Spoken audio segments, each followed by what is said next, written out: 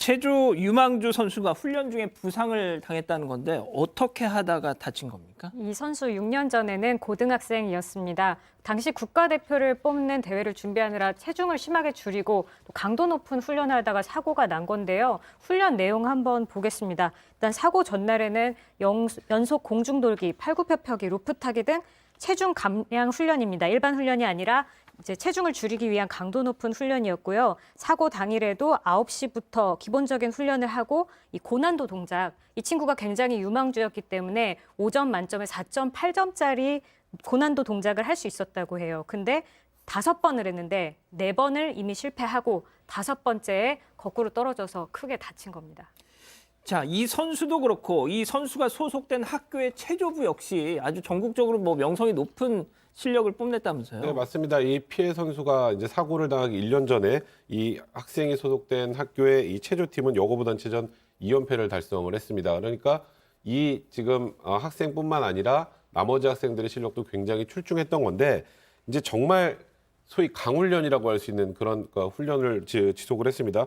평일 오전 수업 빼고 7시간 가까이 연습을 하고 주말과 공휴일에도 계속 연습을 했다고 하는데 지금 조금 전에 말씀하셨던 것처럼 저렇게 다른 학생들도 굉장히 뛰어났지만 이 피해 학생 같은 경우에는 유독 더 이제 뛰어난 학생이어서 그러니까 다른 학생들이 못하는 가장 어려운 동작을 이 학생만 할 수 있었다고 해요. 예. 그리고 이 동작을 중학교 때도 할 수 있었었는데 그때 이제 사고가 났을 때는 사실상 체력이 아예 방전이 돼서 체력이 방전이 되면 제대로 된 동작을 하기 어렵지 당연하죠. 않습니까? 그래서 사고가 난 것으로 좀 보입니다.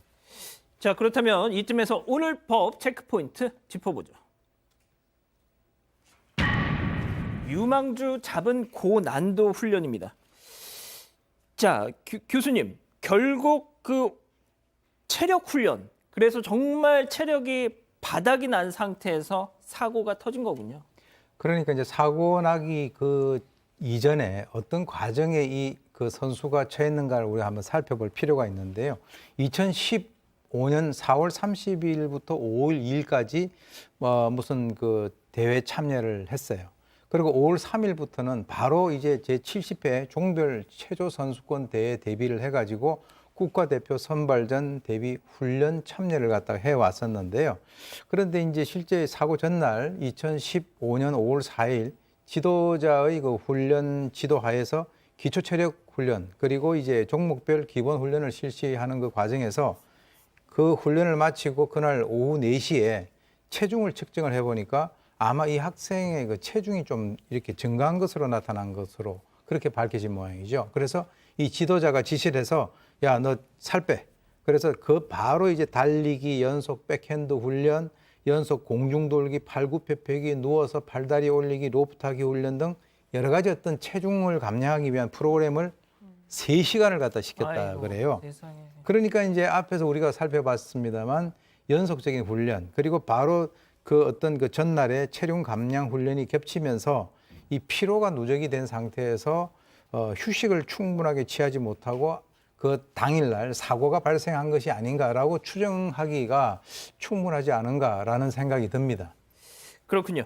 자, 몸에 이렇게 무리가 왔지만 왜 훈련을 중단할 수 없었는지 그 이유 담당 변호사에게 저희가 직접 물어봤습니다. 들어보시죠. 그 지도했던 코치가 중학교 때 담당 코치였어요. 네. 네, 그때부터 위계 질서가 엄격한 분위기 속에서 훈련을 받았고, 그리고 고등학교에 와서도 비슷한 정도의 위계 질서가 있는 훈련을 받았기 때문에 코치들한테 얘기를 해도 먹히지 않을 거라고 생각하기 때문에 시키는 대로 다 했다고 하더라고요. 자, 백 기자, 지금 이 학생 지금 어떻게 지내고 있습니까, 그러면? 지금 상태가 그 어깨를 들썩거리는 것 정도, 팔을 이렇게 올리는 것밖에 못하고 우리가 일상생활할 때 이렇게 물건을 들거나 밥을 먹거나 이를 닦거나 손이나 손목이 굉장히 중요하거든요. 근데 손이나 손목을 거의 전혀 쓰지 못하는 상태라고 합니다. 네. 그렇군요. 자, 그러면은 이 재활 치료를 하고 있다는 학생 상태 어떤지 역시 또 담당 변호사한테 잠깐 들어보시죠. 예, 어깨 들썩거리고 팔을 올리는 정도 외에는 수술 기능이 거의 없다고 봐야 돼요. 예, 다리는 아예 못 움직이고요. 처음에는 뭐 대인 기피증도 많이 있고 그 모든 게 회의적이었거든요. 근데 지금은 한 5년, 6년 정도 지나서 어느 정도는 좀 안정은 돼 가는데 그래도 아직도 뭐 인터뷰 같은 거나 뭐 사회 활동, 사회 적극적인 참여나 이런 것들은 좀 적극적이지 못하는 것 같아요. 예전보다는 좀 많이 나아졌는데.